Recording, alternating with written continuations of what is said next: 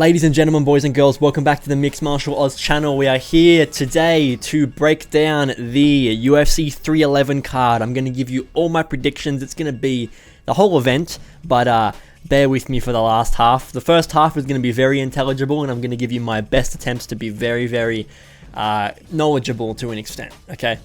Whereas some of the later fights, there's going to be a lot of people that I have barely even watched, let alone can give you predictions on, but I will still do my best. However, the first half of the card, we have so many big names, so it's going to be fun. We've got lots of good names to go through. We've got Islam Arman, Merab Umar, Jiri versus Jamahal, Beneil versus Moicano, Holland versus Dariush, Payton Talbott. Those are going to be the big fights. So let's jump straight into it, shall we?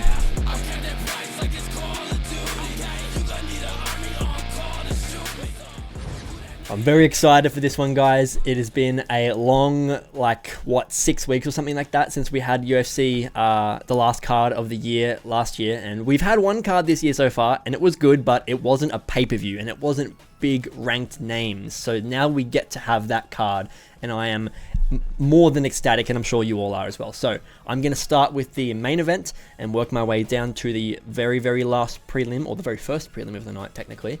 And it's going to get less intelligible as I get closer to the bottom, and it's going to become less and less good betting advice. If that's what you're thinking of these prediction videos being, I wouldn't recommend it. It's more just for fun.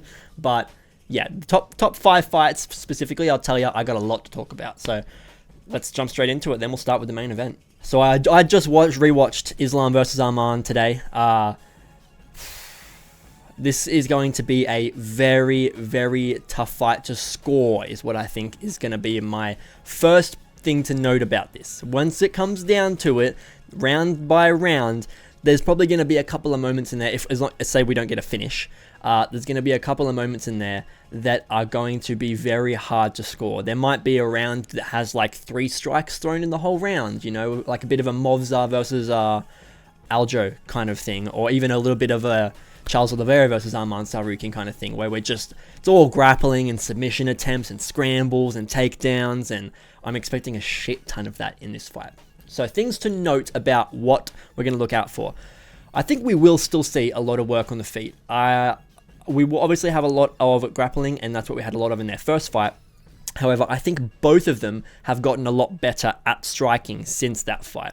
Islam's had a lot of knockouts since then and has gotten much better on the feet. And Arman has also gotten a lot better on the feet and has had a much more dynamic game. Now, that might not be the case of Arman didn't have these skills when he fought Islam the first time, but it will certainly be the case of we've been able to see Arman display that stuff since then, where he may have not necessarily actually done that in their first fight, which, for example, the striking, they didn't do a lot of in the first fight. There was moments, and if anything, I feel like the moments of striking did kind of edge towards Arman at times, but there was very minimal moments. So in this fight, however many years later it is, what is it? I want to say 7 years later, I believe it was 2018 that they had their first fight. I'm expecting to see a fair bit of striking. And when I say striking, I mean particularly kicks, because we've seen Islam use his high kick a lot. He even used his high kick a lot in the first fight with Arman, and Arman, being the shorter opponent, makes that a good weapon for Islam, as we saw him use it against Volk, and even against, I believe it was Bobby Green. He threw a couple of, when he's got the shorter guy, that head is a lot lower, and that high kick is much easier to skim off the top, the same way that he got Volk. However, Arman is also a very kick-heavy fighter. We've seen he's got, obviously, massively impactful body kicks, and he's got a good axe kick. The flexibility really allows him to get his kicks up high, and he also threw several head kick attempts on Islam in their first fight. So I do believe that there will be a bit of, maybe to the casual fan, or to the fan that doesn't do necessarily meticulous research, there might be some unexpected striking exchanges in this fight. Now, I don't think it's going to be an early finish. While it could be, I do think the first round specifically, they're both going to be very cautious of one another, because they're both so dangerous at the very start of a fight. And it's going to be later on in the fight that one of them maybe can work down the other guy. especially because they've both got insane cardio. So I don't think that there's going to be a lack of... How do I word this? There's not going to be an ability to capitalize on the lack of cardio and endurance ability early in the fight. That's going to be something that might happen later on. I could see that being a 4th round kind of thing. But I feel like, especially in the first 2 rounds, we will not see any slowing down if they are to get fast and be in some kind of scrambly big moments. But I don't know if they will want to engage and be as energy intensive as early, considering that they both know that 1, they've got 5 rounds, obviously, but 2, they're probably both capable of dragging each other to 5 rounds, and not only dragging each other to 5 rounds, but dragging each other to 5 rounds at a much more grueling pace and level than anyone else that they've ever fought in their career would. I think that Islam can drag Arman to the end of that fight at a much more grueling pace than Charles Oliveira could, than Gamrot could, and I think that Arman will be able to drag Islam to the end of that round, the end of the fight, end of the 5th round, a lot more gruelingly than someone like Volkanovski or someone like, let's say, who else did Islam go to a decision with? Oh, well, obviously Poirier. Yeah, sorry, I was thinking that because Poirier was a finish, but it was a 5th round finish. So someone like a Poirier or a Volkanovski or even a Thiago Moises took him to the 4th round. I think Arman is going to be much more capable of making it tough and harsh for Islam as the fight goes on. Now, if this is going to be a decision, I have a weird feeling that Islam will still kind of have the same edge that he had over Arman at first. There's the size difference, and there could possibly be a cardio difference. There was in the first fight. Granted, it was short notice, I believe, and Arman was very young. But in that 3rd round of their first fight, you did see Arman slow down a lot and Islam kind of take the reins a bit as the fight got to the end. So I'm going to say if we make it to a 5th round kind of thing, I don't know if we're going to see Arman stealing a scorecard on the 5th round, you know. If we see perhaps a just domination through rounds 1 to 3, Arman, he could win a decision that way. But I really am not certain that Islam would allow that to happen, first of all. And second of all, that if that did happen, that Arman wouldn't just have to empty everything he fucking has to be able to get 3 rounds in a row over Islam. So, if it is to go to a decision, I do think that it will be Islam. But that's not my prediction, okay? My prediction... it's so tough to say, man. And I've gone against Islam on a couple of predictions here, I think. I believe I obviously picked Volk in the rematch just because of fucking... I was just hoping to God that it would work.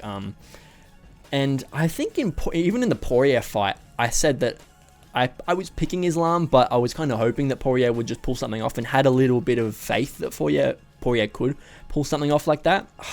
Yeah. No, I'm going to do it. I'm going to pick Arman because I think he might be able to catch Islam. Now, I don't know if he'll be able to knock him out. He could, the same way like we saw we saw Arman get that like flash knockout kind of thing over Beneil. And even Joel Alvarez was a damage-based finish, but I don't know if we're going to see Islam get that flash KO reappear in his career the same way that it happened with whatever the dude's name was in 2015. A fun thing to note, however, I wasn't aware of this until more recently. Shout out Fightplug AU on Instagram that I actually saw this on. Islam and Arman both only have 1 KO loss, correct? And ironically, they've both, 1 KO loss each. They both got knocked out with a just quick whoosh, like right hand across their chin that just dropped them down to the mat, that when they got forward to the ground, the ref jumped on them immediately. Arman's KO loss looks really fucking similar to Islam's KO loss. And they both happened very start of the fight. Flash knockout. I don't know if they're going to do that to each other. I don't know if either guy's going to do that to one another in the first round. But I would like to note that that's their only 2 KO losses that each of them have are the same way. So they kind of have the same path to victory if it's going to be an early KO. But I think it would either be a matter of a TKO. I don't know that Arman would knock him out. I think it would be a TKO from Arman Maybe say he just gets Islam to a point where he's so damaged, maybe a bit like a Joel Alvarez kind of finish, like I was just mentioning. He's so damaged that he maybe just doesn't have the ability to intelligently defend himself, and that is just gonna be a bad look in the eyes of the referee, and he's just gonna see enough unanswered shots or enough of Islam just with his head on the canvas trying to like post up and get up on a leg while Arman's behind him kind of shovel uppercutting or hitting him with hammer fist on the side of the head. That is how I would see an Arman TKO. But there is something inside me just wants to see Islam get choked out. Well, I'm not saying I want to see Islam get choked out, sorry. There's something inside me that is telling me that if Arman just catches Islam in something, like a Das or something like that, in those big scrambles that they're gonna be in, that's maybe the way I could see it. It's, as I'm saying it right now, I don't really believe it. So take it with a grain of salt. I'm kind of making it up on the spot. These predictions, I haven't decided on this before the video. I'm making it up as I go. I was kind of more thinking Arman by decision was my previous prediction. As I'm talking about it more, I feel less confident about that, and I'm thinking more of an Islam by decision. But there is just something inside me that is so fucking just... I cannot help but acknowledge the fact that Arman is the only thing that we've seen, aside from the Volkanovski fight with Islam, the only thing that we've seen be something of a kryptonite to Islam, and just not even just nullifying Islam, but beating Islam at moments in his own realm. Like, for example, forcing Islam into front headlocks and stuff on takedown attempts, which Islam does to everyone else. Getting switches and reversals on Islam. There was that one beautiful takedown. I know I'm picking and choosing, cherry picking moments here. That one takedown that Arman got on Islam, where he lifts up his leg, he lifts up his knee to throw a knee to the body, Islam does, while they're in the clinch, and Arman just scoops his arm under the leg and treetops Islam's leg up to the top and pulls him down to the mat. It's just these small things like that make me think that in the past 8 years, Arman's only gotten better, and we saw that in the Gamrot fight. The grappling and the scrambles are still so good, and he can do it for 5 rounds straight. I wonder whether he will just be searching for that moment. If he gets forced into a grappling match with Islam, and maybe even, let's say Arman on the feet decides that he's not as good as Islam, which is possible, because Islam's striking might be better than Arman's. Arman probably has more pop, I would say, and that's why I said that the Arman would be more likely to get a KO or a TKO. But Islam's probably got the better striking pedigree, the better ability to keep the right pace and technique and just fluidity. We saw that in the Poirier fight, dude. The ability to just stand and bang with Poirier like that, and he's doing it into like the 4th and 5th round as well. You just don't see everyone do that. So I question whether Arman will want to stay on the feet with Islam, and if he's going to force a lot of scrambles and takedowns with Islam. So I'm saying I could so see just a really unlucky moment where Arman just has his arm under the chin and just dunk, connects the guillotine or connects the Das, and Islam is like really close to getting out of it, or maybe even Islam does get out of a choke attempt or something like that, and it's in the scramble and transition of Islam just getting out of a submission attempt that he lands himself in a title one. That is also very possible. I can also see this happening for Islam now that I'm saying it as well. So I don't think I am going to say the fact that it would be Islam by decision or Arman by finish. I'm probably going to say that if Islam gets it done, he would probably also get it done by submission. I think it would be, I could so see Islam locking in just a nasty Das choke on, but I say that Oliveira couldn't finish Arman with like 4 chokes, man. So maybe I am right in saying that Islam's path to victory is a decision, and Arman will probably have to look for a finish, which makes me want to pick Islam. It makes me want to pick Islam, but like I said, there's just something inside me that goes, man, there's a chance here that Arman is that one guy, and with how good he did 7 years ago, he's only gotten better since then, and older and more strong. He's got more of that man strength. He's got more of that man cardio. He's put on even more size. It's a full camp fight this time. 5 rounds. We've seen Arman do really well in 5 rounds. We've seen Islam struggle with 5 rounds and get sloppier and get into more compromising positions at the end of the 5th and 4th rounds, like, for example, the first Volk fight. I'm going to say Arman by finish, obviously, but I really can't decide between a KO. It won't be a KO. That's something I'm not that confident in possible, but I really can't decide between the TKO and the submission. But it's going to be one of the two. So I'm not going to make myself pick, because I might just end up digressing too deep into details that aren't actually relevant. But I will say it's either Arman by a TKO just by getting Islam absolutely just too worn out to continue and intelligently defend, or just a nasty slip in of a submission from Arman where Islam is just stuck. And it won't be Islam tapping. Islam will go to sleep, obviously. I will fucking lose my shit if Islam taps, because I just don't think he will. Like, him and Khabib and that and Umar, they don't train to tap. They train to scramble until they fucking die. So honestly, same thing goes for Arman. Like, I don't see Arman tapping. Arman will go to sleep. But I'm going to say Arman by TKO or putting Islam to sleep. Probably, I want to say 3rd round, but again, like I said, it could be slow in the first 2 rounds. No, I'm going to say 3rd round. 3rd round, possibly 4th, but 3rd round Arman finish. Speaking of Umar, we have the co-main event up next. So this one is going to be, I'm probably not going to divulge into details anyway near as much in this one, but Merab versus Umar. Now, I didn't even read out the statistics for that last fight, so I apologize, but for this one I will. So Umar is a lot younger. We've got a 5-year age gap here, and this is Merab being 34, getting really close to that age of 35 where there's the crazy statistic of 155 pounds and lower, 170 pounds and lower, no one's ever won a title fight above the age of 35, bar Tyron Woodley. He's getting up there. He's not there yet though, but that's a good thing to know. I didn't realize quite how old Merab was. I thought he was like 33, but he's 34. Oh, he only just turned 34, to be fair. That makes more sense. There's a 2-inch height advantage for Umar, and there is a 1-inch reach advantage. So they're pretty much really similar sized. Merab just being a little bit smaller and stockier. Obviously, we all knew that. Now, in terms of paths to victory, I really just, aside from me being a generational Merab hater, I cannot see any world where Merab gets a finish here. I think if anyone thinks that Merab gets a finish over Umar, even if Merab did get a finish over Umar, the people that predicted it, you don't get to give them props, because that's not a good prediction. That's a Hail Mary.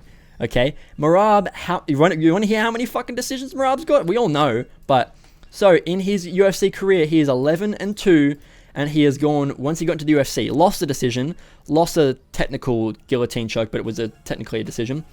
Decision win, decision win, decision win, decision win, decision win, decision win. Ground and pound over Marlon Moraes. Decision win, decision win, decision win, decision win. He's got 1 finish in the UFC, 3 in his career. Okay, 4 in his career. Whereas if we look at Umar has also got a fair bit of decisions in the UFC. I won't deny that, but he's got so many submissions. Comes into the UFC and goes rear naked choke, decision, left hook, knockout, decision.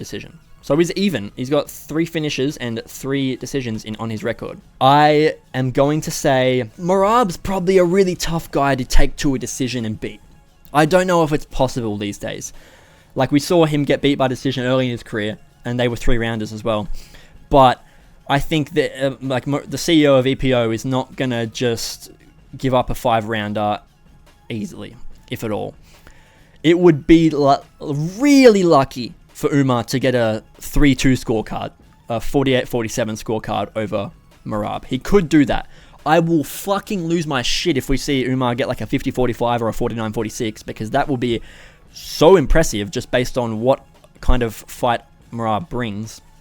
However, my prediction is going to be a finish. And I'm going to say that he chokes Merab out. Similar to what I said about the Arman finish, I could see a TKO over Merab from Umar, from just like a pressure-based thing where Merab just isn't intelligently defending anymore and he's too rocked and shaky. And I also could see Merab go to sleep, That would be optimal. That would be the optimal way for Umar to win this belt. That would be really, really impressive if he actually puts Merab to sleep, especially because Sean O'Malley, his last fight, is meant to be the knockout king of this division. So if Umar was to go in there and knock out Merab, that would set up the O'Malley fight to be massive. However, I think that we're going to see a lot of wrestling in this fight, okay? Umar's definitely going to try and force Merab to stand and try and work him down on the feet and kind of... because he's a lot better of a striker than Merab. It's not even fucking close. But Merab is going to force Umar to fight his fight, as he does with every single person he fights. He's going to just re-enter takedowns over and over again. Mat return, stand up, mat return, stand up, mat return, like he does every single time. But I don't think it's going to be the same against Umar, where Umar's not just going to be like, okay, he's got a hold of me, I got to get out of this grip and I got to get up, let me try and nullify this takedown attempt and get back to the feet. I think there will be a lot of moments where Merab chases the takedowns on Umar and say he gets them. When Umar gets up, because he will get up, because everyone gets up from Merab's takedowns, he might not try and split and break and get back to striking distance. I feel like we will see Umar try and get the better of Merab in a scramble, and if he doesn't chase a controlled takedown where he gets on top of Merab, I can certainly see Umar trying to slide himself straight into a submission, not attempt, but into a position that provides a submission available to it. So perhaps that's jumping straight onto Merab's back with two hooks in, rather than like a takedown and then trying to climb to his back. I can see Umar using the scrambles and the very, very blitzy kind of moments against Merab, especially because Merab is pretty sloppy. He's very sloppy in those moments. Like, he's not the most technical. He doesn't have great grips on people. It's more that he just never lets go of you and just holds onto your hips, and he's very, very strong, so he can pick you up off of and get you off of your point of contact on the mat or the cage to force your balance off and get you maybe back onto your hands and knees. Again, mat returns. It's what he's the best at. I hate him, but I'm not going to try and act like he's not incredible at what he does. Merab is fucking ridiculously good at his style. It's just that his style is fucking abysmal and shit. Okay? But he's really good at it. And I think that Umar will not try and either A, stop him from doing that, or B, return fire. I don't think we're going to see Umar necessarily shoot takedowns on... we're not going to say... I don't know if I said the right name. We're not going to see Umar shoot takedowns on Merab. We might see them get into scuffles and stuff like that, where Umar then initiates a single leg or tries to trip him or get a dump or a hip toss or something. But I think Merab is primarily going to be the guy that's going for the big double leg entries, grabbing a hold of a single leg. But Umar's got great flexibility and balance, so I could definitely see him getting really, really good moments over Merab in those attempts that Merab goes for takedowns, where other guys don't really do that against Merab. A lot of guys that Merab tries to take down, even if they don't get taken down and they do manage to kind of stand up and, like I said, accept just a bunch of mat returns, they usually do, to a degree, have a level of acceptance of, okay, we're wrestling now. That's kind of what a lot of Merab's opponents are like. Once he's got his hands locked around you, or he's got a hold of your leg, or both your legs, it's like, okay, I'm in wrestling mode now. Where do I go to minimize his next step in this transition into a grappling sequence? Umar probably won't do that. Umar's way more likely, in my eyes, to actually still think that he's capable, and probably rightfully so, of either A, maintaining himself on the feet when Merab goes for takedowns and defending those takedowns well, or, and that could lead him to end up defending the takedowns well if he believes he can and doesn't like subject himself to giving into that. Or I can certainly see Umar using those takedowns from Merab as a using that like confidence he's going to have in those takedowns against Merab to at least, I'm going to make this you being taken down. Because at the very least, he can do that. Like I said about the other guys that kind of accept this as wrestling, not only do they just accept, okay, we're wrestling now, they also accept, okay, he's probably going to get on top of me, or he's probably going to get a little bit of control time over me here, maybe 10-20 seconds before I can get back up. I think Umar's way more likely to be like, I can reverse this. I'm going to try and grab a hold of his ankle while he's on this single leg. Let's see if I can't just fucking Imanari roll my way out of this. Or let's see, that is going to be something I think Umar's got way more capability of using the extensive arsenal of defensive, offensive grappling, if that makes sense. Not just defensive grappling, which I would call takedown defense and stuff like that, but defensively, defensively defending things so that he can turn it into offense, if that makes sense. I'm not wording this the best, and I'm using a word salad of like the same words and just repeating things like saying double negatives, but I think you get what I'm going for. So, like I said, I could see a Umar TKO kind of thing where he just gets Merab worn out and the referee doesn't see enough intelligent defense while Umar has like ground and pound, for example. But my prediction is going to be Umar by a submission, and probably something like a rear naked choke that he jumps onto, or that Merab slips into with a bit of an unintelligent transition and attempts to chase this takedown further, or perhaps a triangle, because Merab just sticks his head between people's hips, bro. He just sticks his head between people's hips. And maybe he won't do that against Umar if he's a bit more intelligent this time and knows the threat that's ahead of him. But if he does, I can certainly see Umar getting a triangle there, or maybe even managing to jump an armbar. I don't know if that would be the case. I really think it would be a choke. It's not going to be a limb. It's not going to be a limb submission like an armbar or a leg lock or something. It's also not what Umar's really known for at all. They're all rear naked, Peruvian necktie, rear naked, rear naked, rear naked, rear naked, rear naked, rear naked. They're all rear naked chokes essentially for Umar. So that's going to be my most likely prediction. Round wise, I could see it being early when they're dry, and maybe that's when Umar has the best chance of locking in a submission. And maybe later on, if they're going to be grappling a shit ton like Merab's going to attempt to make them, it's going to be harder for Umar to lock that in. Not sure, but I'm going to say somewhat early in the fight, second or third round, rear naked choke from Umar. If not a submission, probably a choke of some kind. Okay, I've gapped a shit ton about the main event and co-main event, so we're going to move on now, and I'll try and be a lot faster with these ones, but there's still some really fun fights to talk about. Jiri Prochazka versus Jamahal Hill. Now, this is an interesting battle of the awkward strikers, is what I'm going to call this. Jiri is retarded, Jamahal is a cope machine, and they're both very powerful with knockout capabilities. Now, Jamahal, I would say, has more power than Jiri, but I would say that Jiri has more is this even a word? Dynamicism? Probably not, but he's more dynamic, is what I'm trying to say, than Jamahal Hill is with his striking and his array of weapons that he's likely to pull out of the arsenal and use. Whereas I'm much more likely to see Jamahal looking for that one really, really big shot that just connects, which he's gotten many times in his career, right? But there is a part of me, as much as I think that Jamahal got that power and I do think it's more likely that we see Jiri go to sleep over Jamahal. I really can see if Jiri makes it scrappy, I'm thinking Glover Jiri type shit, like in terms of ridiculousness and just awkwardness of the fight, and even a bit of Jiri versus Rakic.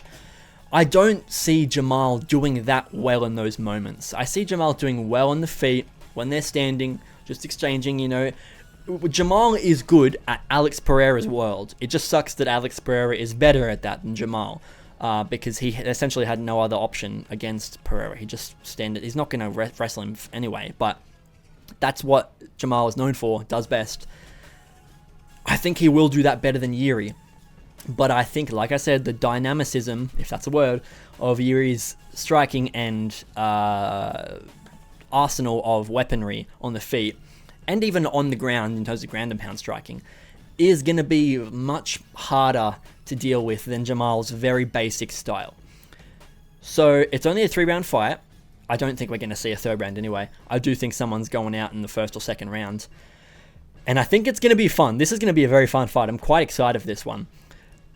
part of me really wants to say, like I'm talking about, Jamahal Hill just has that power to put Jiri out, whereas Jiri probably has to have combinations in a bit of a 10 to 20 second period of damage over Jamahal to get him out of there, like we saw against Rakic. But we have seen people like Ozdemir go down flat from Jiri, but that is Ozdemir, not people with... It's guys with a sus chin. Jamahal doesn't have necessarily a sus chin. I got clipped by Ferreira, obviously, but he didn't go to sleep after that. And even after the hammer fist from Ferreira, took a couple of those to put Jamahal out. Jiri's been put out cold a lot easier, or he's been put into like limbo of a completely unintelligent defense a lot easier.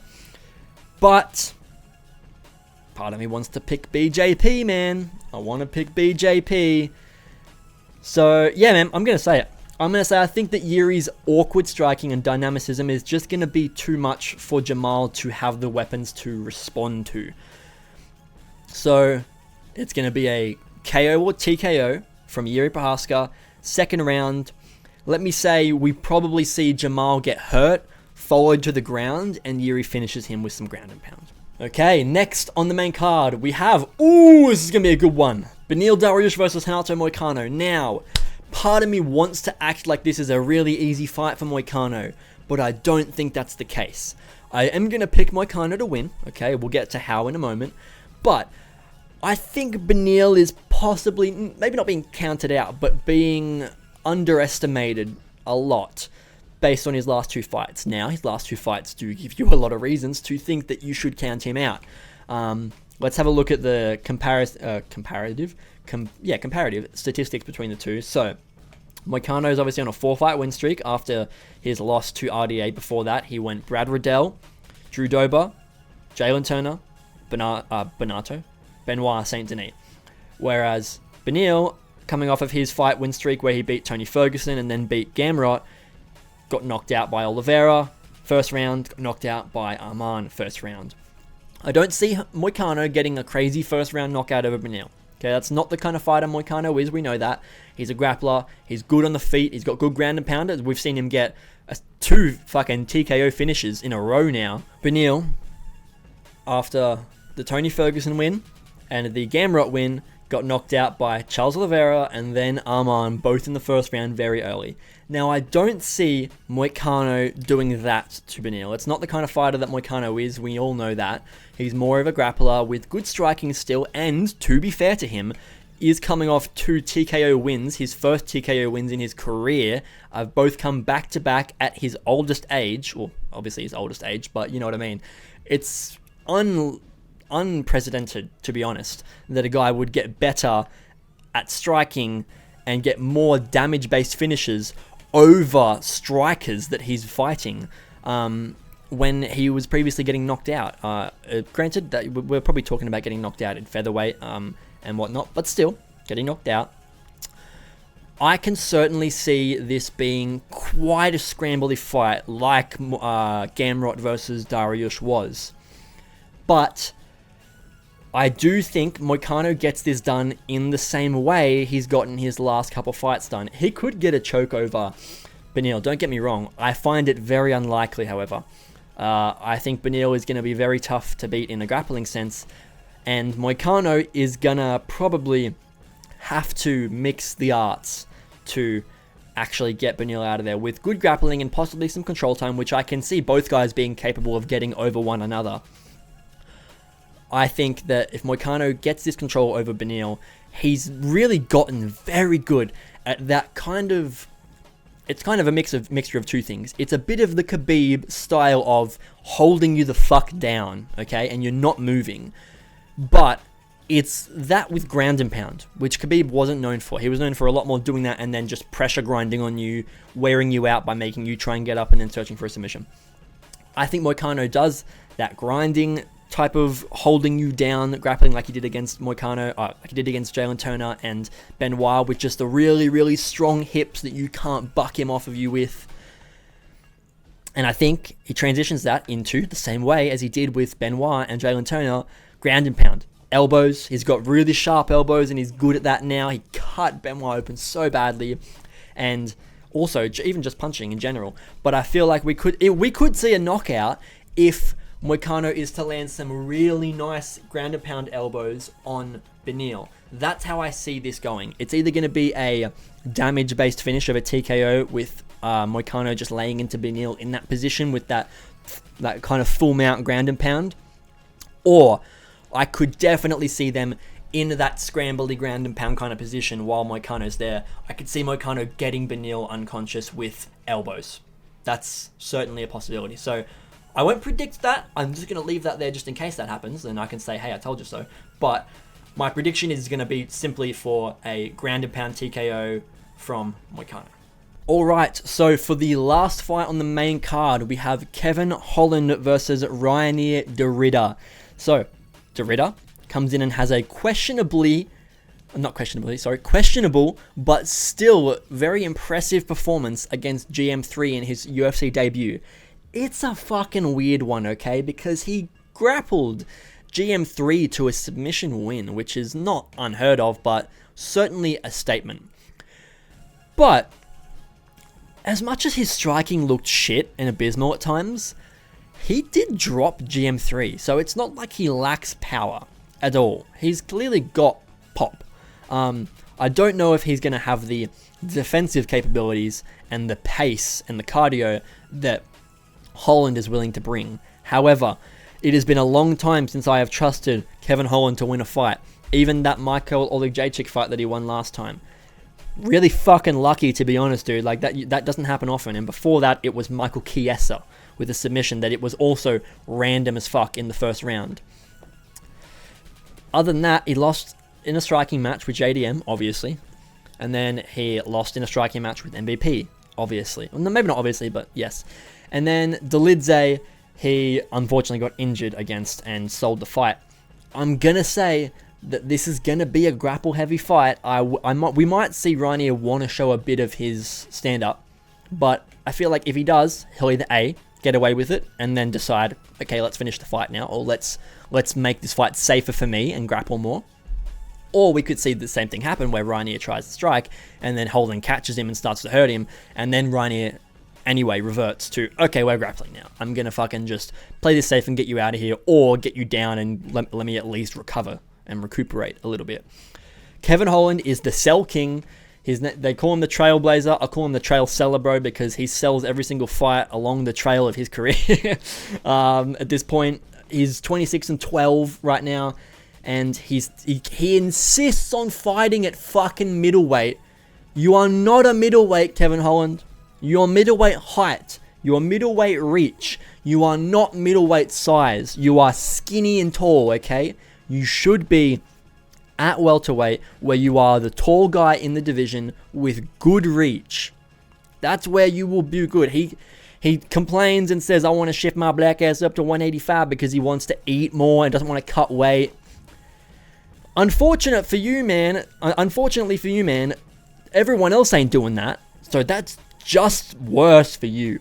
If you had have started a middleweight, which he did, and stayed there, sure, no one can really talk shit to you. But because we've seen you at welterweight for a long time consistently and performing decently in that division, it's just fucking dumb that you keep going up to middleweight. It's just really stupid.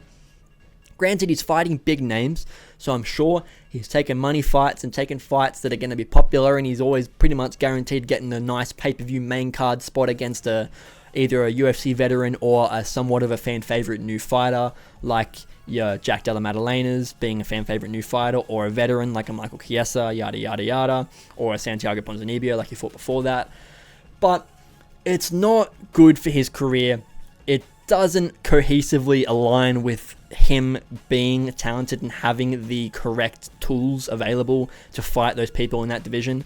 Because he just doesn't. He doesn't have the size advantage there. He doesn't have good grappling, which 185 is starting to have a lot of grapplers make their way into that division, where it used to be pretty primarily striking before that. You've got Hamzat up there now. You've got, who else has made their Anthony Hernandez is up in 185 now. You've also got Brendan Allen's up at 185. Who else are we seeing? There's one other guy, obviously Dricus. Yeah, there's plenty of grapplers in this division now. It's not just the Izzy, Paulo Costa, Robert Whittaker, and, like, you know what I mean? That's not necessarily the kettle of fish you're dealing with here anymore. So I think it's really dumb that Holland insists on being up here. He's going to sell again, and we're going to see Dorita get a submission probably in the second or third round. It could be a decision, in which case if it is, it's probably going to be a bit boring if it's a decision, because that would give me the... I'd imagine that a decision would be caused by Holland being somewhat defensively sound to Dorita's grappling, and we're just kind of dealing with a lot of failed submission attempts and lack of getting up from Holland. Well, failed submission attempts from Dorita and lack of getting up from Holland. If that's the case, so be it. It's Holland's fault that that's happening. Kind of. I guess it would be both of their faults in that instance. But I'm going to say submission by Reinier Dorita, probably in the second round. Now, as we move down the card, we've got one more properly good fight to talk about, and then the rest of them are just kind of meh. There's some cool names that we're going to go through, but Payton Talbott. It's the last one that we're going to talk about. It's a big name. Okay, so Payton Talbott versus Raoni Barcelos. I believe that's how you say his name. Raoni, if I'm wrong, but I'm pretty sure it's Raoni Barcelos. Raoni has lost to a lot of high-level guys, and he keeps taking these fights against these high-level guys, right? Just recently, he's fought Umar, Kyler Phillips, and Christian Quinones back-to-back, and now he's fighting Payton Talbott. All very high-level guys. Now, he beat Christian Quinones before that. Not really saying that Christian Quinones is great, by the way, but... Oh, sorry, I'm thinking of a different guy. This is not who I thought it was. I'm thinking of the guy that was on The Ultimate Fighter on McGregor's team. His name was Quinones. That's not who it is. But Raoni's fought Kyler Phillips and Umar back-to-back. He's fighting some high-level guys, and now he's fighting Payton Talbott. Raoni Barcelos is one of those guys. It's like when you give a flyweight guy a... Brian Kelleher is also a bantamweight, but it's like when you give a bantamweight guy a Brian Kelleher, or when you give a lightweight guy a Bobby Green, or a Clay Guida, or something like that, you know? Let's say we're talking about a light heavyweight. You give someone an Ion Kutalaba. We go to heavyweight, you're giving someone a Derek Lewis, or something like that. Derek Lewis is a bit more of a high-ranked guy, but still that gatekeeper loses a lot of fights, but then still wins some... type shit. I think Payton Talbott is obviously just going to walk right through Raoni Barcelos here. He's on just too much of a path to victory and a path to fame and a path to the belt for it to stop at Raoni Barcelos. Now, it could be some, I don't know, random flash knockout. If that happens, then fuck me, right? Like, I guess I was wrong. But I'm seeing a Payton Talbott probably first round finish. It could be, I don't know if we foresee much grappling. Perhaps we will. And if we do, we could definitely see a submission from Payton Talbott. We've seen him get a finish already in the UFC against Nick Aguirre. But I'm going to go ahead and say that it's going to be a pretty quick finish, as Talbott's been really good at doing in the last couple fights. At least when he's not getting finishes early in the fights, he gets finishes early in the rounds. Raoni Barcelos loses by knockout. I'm going to say, not only am I going to say the first round, I'm going to say the first 90 seconds. Maybe 2 minutes. I'll say 2 minutes. Payton Talbott by sub 2 minute knockout over Raoni Barcelos. Going to become 10-0, 4-0 in the UFC, and they're going to give him a ranked opponent, probably someone like I don't know who's at the bottom of the rankings in bantamweight. Someone like, let me actually look before I just start saying names. Yeah, Kyler Phillips or someone. That's what I was going to say. We're going to see like a Kyler Phillips or maybe an Ayman Zahabi, someone like that. It won't be an Aldo or something like that. I reckon if he wins this fight, Kyler Phillips versus Payton Talbott's actually a pretty good matchup. So that would be a good thing to book after this one. But going to say Payton Talbott, knockout, first 2 minutes. So we've got Jailton Almeida versus Sergey Spivak. Sergey Spivak, you're pretty fat, you're pretty unfit. Jailton Almeida is a light heavyweight that likes to maul fat guys, and he's really good at it. He's gonna submit Spivak, I'm gonna say. Spivak's done well recently. Didn't he submit Tai Tuivasa? Oh, submitted Marcin Tybura his last fight. I think it was Tybura who submitted Tuivasa before that though, right? Correct. Yes. But Spivak just beat Tybura by a round one finish as well, to be fair to him. However, Jailton Almeida coming off of his... Oh yeah, he just beat Romanov. I was going to say coming off a loss to Curtis Blades, But that was a fight ago. He's fought since then and beat Romanov. So yeah, I'm going to go ahead and say it's going to be a rear naked choke or just a finish in general from ground and pound possibly for Jailton Almeida. Now below that, it was meant to be Johnny Walker versus Bogdan Guskov. Johnny Walker has now pulled out of the fight for whatever reason, but we have a new opponent for Bogdan Guskov, which is Billy Elekana. Now this guy is pretty interesting. I'm going to have to pick Bogdan Guskov exclusively for the fact that this is this guy's first UFC fight. Okay, he's coming in on short notice against a really fucking talented light heavyweight in Bogdan Guskov. But I would like to note this guy's interesting because he has a win over Brian Battle in his amateur career, and it was Brian Battle's final amateur fight before he went and became professional. And I believe at the time, let's see, Brian Battle was on a really long win streak in his amateur career. So Brian Battle was currently on a 1, 2, 3, 4, 5, 6, 7, 8 fight win streak in his amateur career. And in his next fight, he loses a split decision to Billy Elekana. Now, let's just talk about this for a second, because before that, so in those 8 fights that he won, okay, that Brian Battle won, the first 3 of them are against 0-0 records. Then he fights all winning records after that. 7-3, 3-1, and then the next 3 are 2-0, 3-0, and 4-0. Of those guys that he fought, of those 2-0, 3-0, and 4-0, one of them is 2-0 Impa Kasangane, however you say his name, which is, as you know, the guy that Joaquin Buckley knocked out with the crazy spinning kick, and then went over to the PFL, and then won like 6 or 7 fights in the PFL or something like that since then, right? Let's see, what's Impa Kasangne's PFL record? 8-2. Yeah, he's won a shit ton of fights in the PFL since then. And above that, it was Cody Brundage that Brian Battle beat by a split decision as well, and then went on to lose to Billy Elekana. So this was some good competition early on. Cody Brundage obviously not great now, I understand, but he had a very good early career before he got into the UFC and started to have iffy results. Cody Brundage before the UFC was actually a 6-1.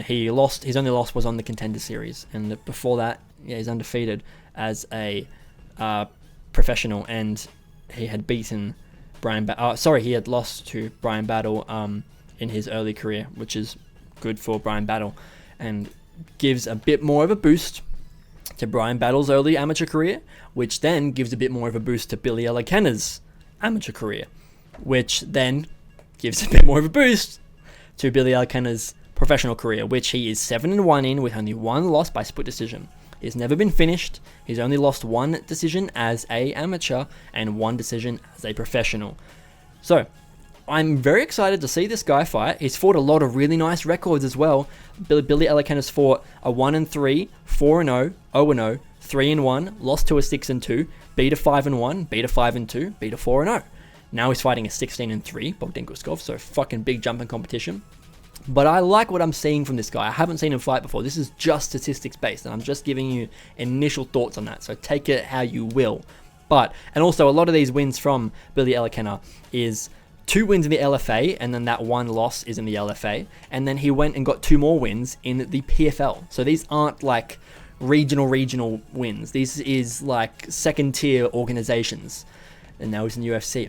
So we'll see how he transitions to it, but I am still going to pick Bogdan Guskov purely just based on actually having seen him fight before. Bogdan has faced UFC level talent before, and I believe Bogdan's on a win streak right now, a 2-fight win streak. He comes into the UFC, gets choked out by Ozdemir in the first round, and then knocks out Palga in the first round, and then knocks out Ryan Spann in the second round in his next fight. With lots of finishes. Oh my god, Bogdan's got 14 fucking knockouts, 2 submissions. He's only had 1 decision in his fucking life, and it was a loss. And it was his 3rd fight in his career. I'm going to say Bogdan Guskov by probably first round knockout. Maybe second, but probably first round knockout. This Billy McKenna guy's also got mainly 3 first-round finishes, 1 second-round submission. 3 first-round knockouts, 1 second-round submission, and then 3 decision wins. So he could get it done, and it would be a very good entry to the UFC if he does. But I'm going to say Bogdan Guskov by round 1 knockout. Okay, let's try and speed up a bit more here. We got Grant Dawson versus Carlos Diego Ferreira. This one should be very fun. This is Battle of the Gatekeepers. Grant Dawson being someone who is very overlooked in this division. He's 10-1-1 in the UFC. Literally only lost twice in his career. Once was by a knockout in 2016 when he got knocked out in 30 seconds by an elbow. Then he goes on a 1, 2, 3, 4, 5, 6, 7, 8, 9, 10, 11, 12 fight unbeaten streak with 1 draw in there.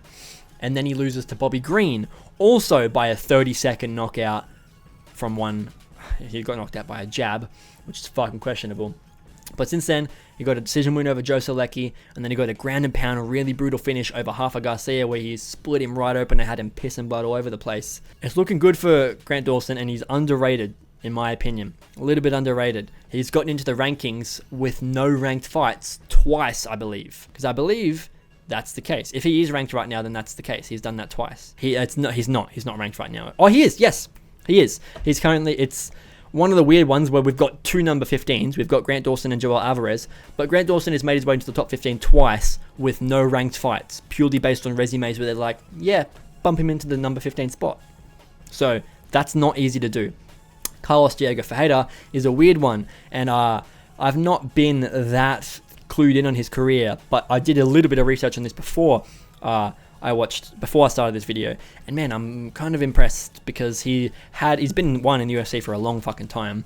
2, his first 2 losses were very high level, Beneil, Dariush, and Poirier, and then since then he goes 1, 2, 3, 4, 5, 6 wins in a row, with one of them being second round finish over Anthony Pettis in 2020, and then he rematches Beneil Dariush, loses a split decision this time rather than a unanimous in the first time, loses to Gregor Gillespie, loses to Gamrot by a submission, by a strike, sorry, and then he comes out, knocks out Michael Johnson, and then this is the part where it gets interesting.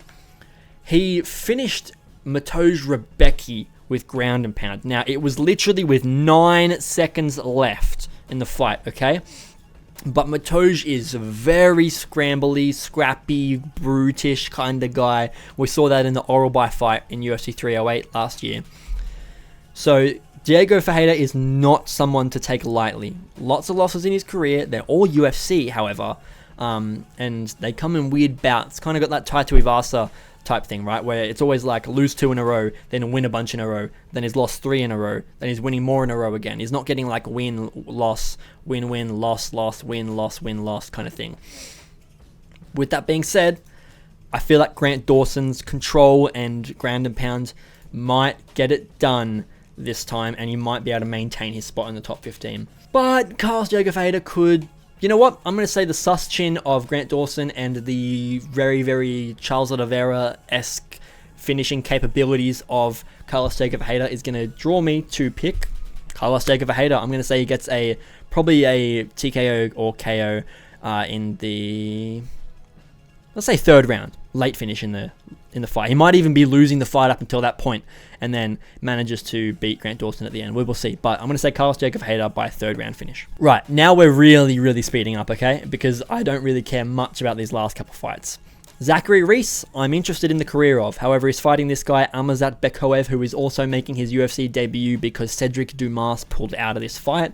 Now, this guy is on a big win streak right now. He's had lots of finishes in his career over recently over very talented competition. He's fought a 9-5, 5-1, 9-2, and a 19-9 in his last 4 fights. Those are good records to be fighting outside of the UFC, and they're all in the LFA, mind you. These aren't like fighting in he's fought in the ACA before and stuff like that.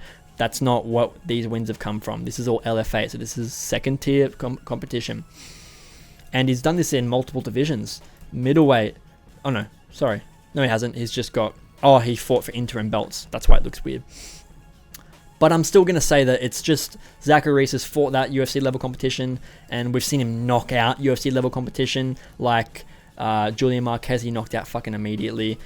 He got a really, really early finish over Elliot Aronov, who was 6-0 at the time in the Contender Series. And before that, He was fighting Fury guys, who, granted, this guy's 5-10, but he beat 6-3 guy there.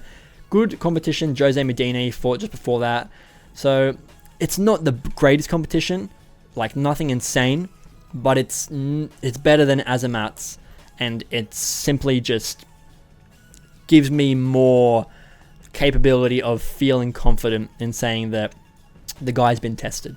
So I'm going to say Zachary Reese, probably by maybe a finish, but we'll say decision. We'll say decision, just because I'm unsure of this Azamat guy and his the danger that he presents. So I will give him a little bit of props and respect and say that he might not get knocked out, and that Zachary Reese might take him to a decision and win that way. Below that, Carol Rosa versus Ailin Perez. Ailin Perez is probably going to win this one just based on not having lost to a bunch of shit competition the way that Carol Rosa has. She's actually on a 4 fight win streak right now. She did miss weight in her last fight, so let's hope that you don't do that this time, because you already fight at 135 pounds. You shouldn't be missing weight at that division. She's lost to Stephanie Egger by a choke earlier on in her UFC career, her first UFC fight, to be fair. But Carol Rosa is very, very questionable. First of all, Ailin Perez has a lot of finishes. She's got 6 finishes and 5 decision wins, whereas Carol Rosa has 6 finishes and 12 decision wins. So she's got more experience, obviously, which is why the win number is higher in general. But she's got a way worse finish rate percentage. And as of recently, she has, oh my god, look at this. So she comes into the UFC. This is Carol Rosa's UFC career. Ready? Split decision win, unanimous decision win, unanimous decision win, unanimous decision win, unanimous decision loss, majority decision win, unanimous decision loss, split decision win, unanimous decision loss, unanimous decision win. We have not seen her finish or get finished in the UFC, Carol Rosa. All of her earlier fights were like a lot of finishes. Well, I say a lot. All of her finishes, came in her earlier fights, is what I'm trying to say. Since then, we ain't seen a fucking finish. We ain't seen a glimpse of a finish. So I'm going to say that Ailin Perez having the capabilities, she's already got her first finish in the UFC in her last fight. She has been finished as well, to be fair, like I said.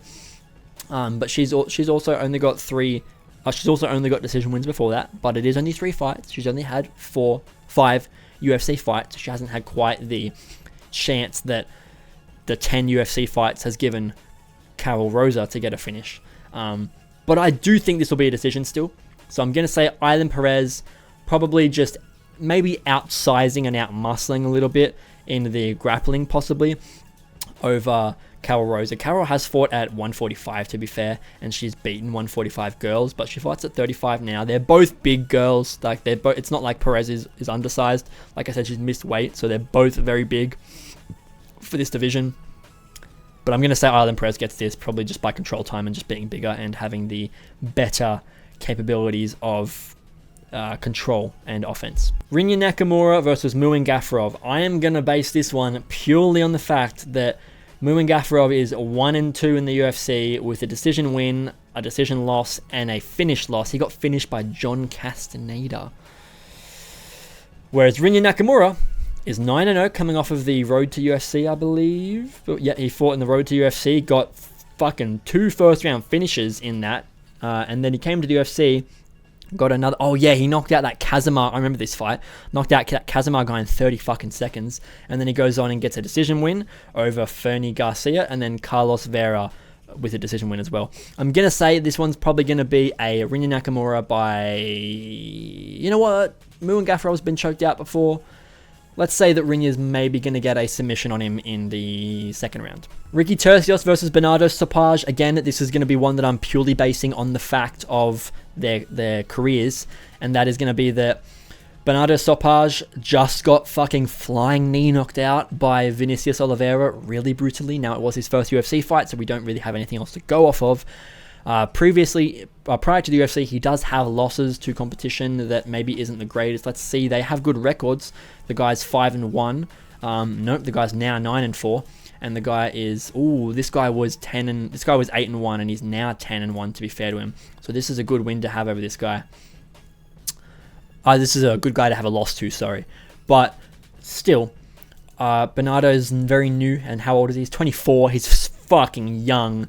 And he is 5'6" with a 66-inch reach. That's not great. Not great compared to Ricky Tercios, who is 5'9" with a 71-inch reach, who is 31, so he's got that man strength, and he's been in the UFC for 4 fights already. Granted, he's got 2 losses, but one of them was to Ayman Zahabi. Why are you showing me? Oh, right. Ayman Zahabi by decision, and the other one he got choked out by Rarasas Jr., which he did well in that fight prior to the loss. He did well prior to the submission. He did well. He fought decently and had me a little bit worried for Rarasas at moments.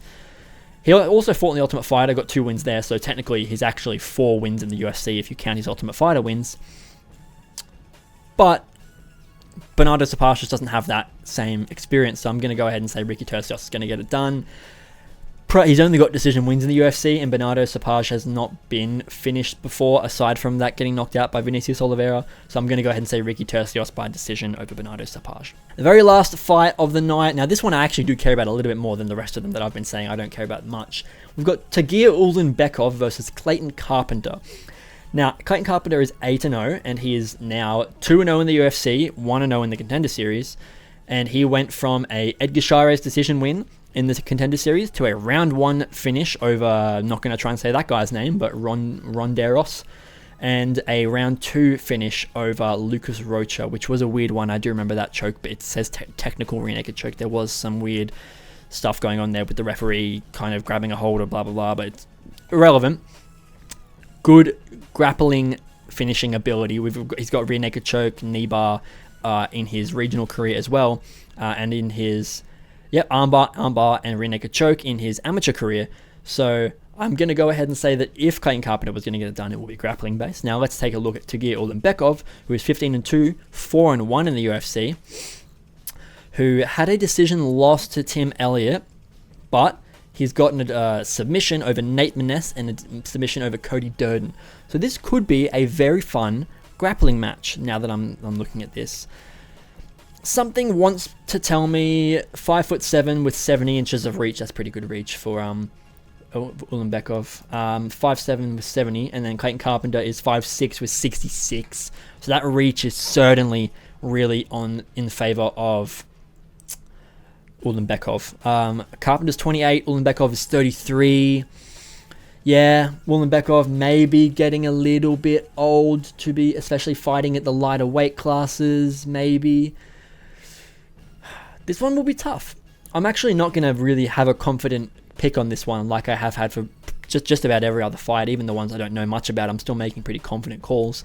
I'm going to just have to say, I think Clayton Carpenter is going to maintain his undefeated record. I don't know, I've just got a little bit of trust in the guy. He's a younger guy, got some more finishes in the UFC, hasn't had a loss in the UFC yet, which is going to play on the mind of, which will not play on his mind in terms of confidence, whereas Tagir has lost fights before, and he's even lost to Zalgas Zumagulov, who even became a UFC level competition later, so that's not a bad loss to have, but he does have that early in his record.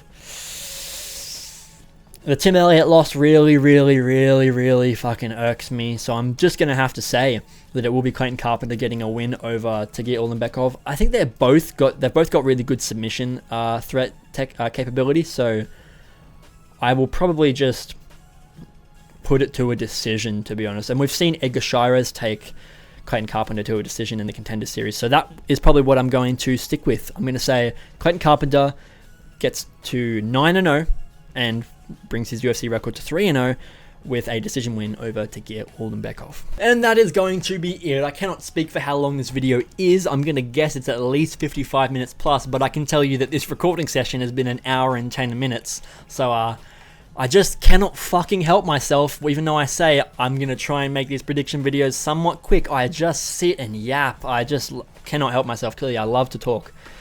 Hopefully that makes me good at being a YouTuber, but I don't know if it does. I don't know if the content is actually entertaining or if it's just like, this guy won't fucking shut up. I'm fucking watching something else. Let me go watch Bedtime MMA cover this fucking event in sub 30 minutes, But if you enjoy detailed breakdowns and detailed predictions, that's what I'm going to be giving you.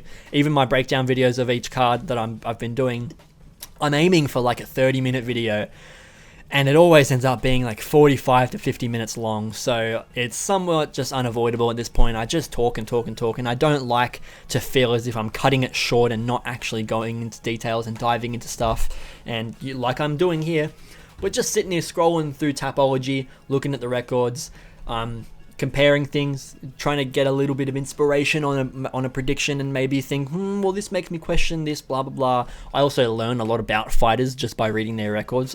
It's fun. I'm excited for this event. It's going to be awesome and very fun. Be sure to join me for my fight companion that will be for the majority of the card. I'd say for the early prelims, I won't be here, but for the prelims and for the main card, you can bet your bottom dollar that I'm going to be here to watch those with you guys and give my live commentary, reactions, and speak about how my predictions have played out throughout the night. So guys, thank you for being here. I hope you did enjoy this prediction video. Be sure to leave a like, subscribe, check your notifications. Join me for the Fight Companion this week. It's going to be fucking fun. It's going to be so good to have a proper big UFC event. We've got like the whole day of good fights to look forward to, rather than just a fucking, even though the Dern vs Rebars card was very fun, there wasn't a lot to look forward to, and it was very like, okay, here we go, we're in the Apex, what's going to happen?